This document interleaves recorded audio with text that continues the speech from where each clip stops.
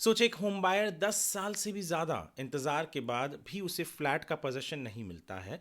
वो रेरा में जाता है, कहता है कि भैया फ्लैट दिलवा दीजिए या डिले इन इंटरेस्ट दिलवा दीजिए, प्रोजेक्ट ख़त्म नहीं हो रहा है। महारेरा कहता है कि हम आपकी कोई मदद नहीं कर सकते। आखिरकार महारेरा या रेरा क्यों कहता है कि वो इस होम बायर को मदद नहीं कर सकता?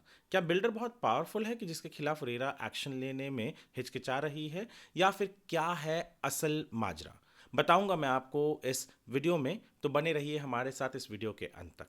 नमस्कार, मैं हूं वरुण सिंह और आप देख रहे हैं स्क्वायर फीट इंडिया।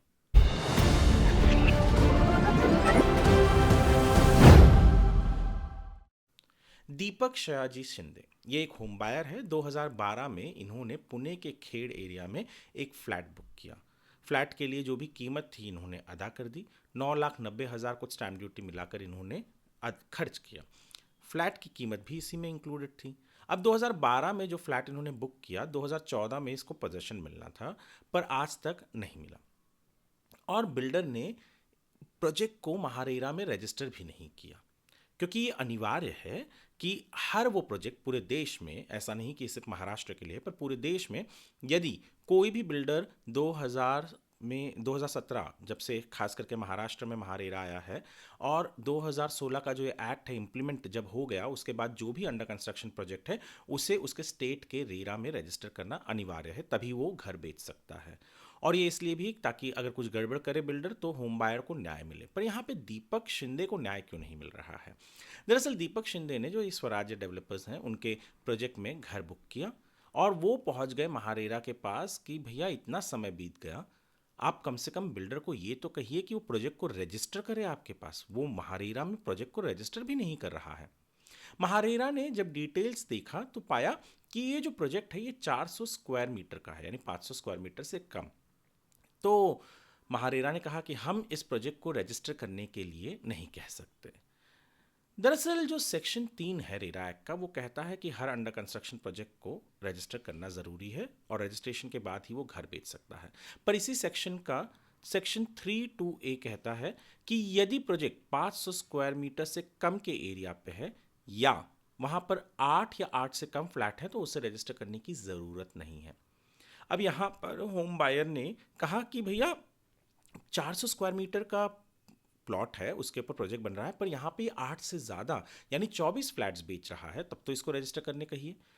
महारेरा ने कहा कि नहीं, हम नहीं कह सकते, क्योंकि ये जो कंडीशन है 500 स्क्वायर मीटर के नीचे वाला, वो फुलफिल नहीं कर हो रहा है। 500 स्क्वायर मीटर के ऊपर नहीं है, ये 500 स्क्वायर मीटर के नीचे है।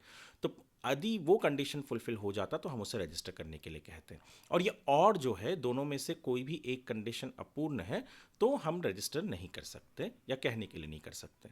तो ये हुआ मेन माजरा। महारेरा में हारने के बाद होम बायर पहुंच गया अपीलेट ट्रिब्यूनल, और अपीलेट ट्रिब्यूनल ने दिसंबर के 23 तारीख को ये ऑर्डर दिया कि महारेरा ने बिल्कुल सही कहा है। Section 3(2)(a) of RERA act 2016 clearly कहता है कि बिल्डर का अगर प्लॉट जो जिस पर घर बना रहा है वो 500 स्क्वायर मीटर के नीचे है तो उसे रजिस्टर करने की ज़रूरत नहीं है। और यही हुआ यहाँ पर, क्योंकि 400 स्क्वायर मीटर का है तो उसने रजिस्टर नहीं किया, तो रेरा भी कुछ नहीं कर पा रही है उसके खिलाफ। अब होम बायर परेशान कि करे तो करे क्या। अब दिसंबर 23 को ही ऑर्डर आया है, पर ऐसा नहीं है कि होम बायर के पास कोई ऑप्शन नहीं है। वो दूसरे कोर्ट्स में जा सकता है, वो सिविल कोर्ट में जा सकता है, कंज्यूमर कोर्ट फोरम में भी शायद जा सकता है।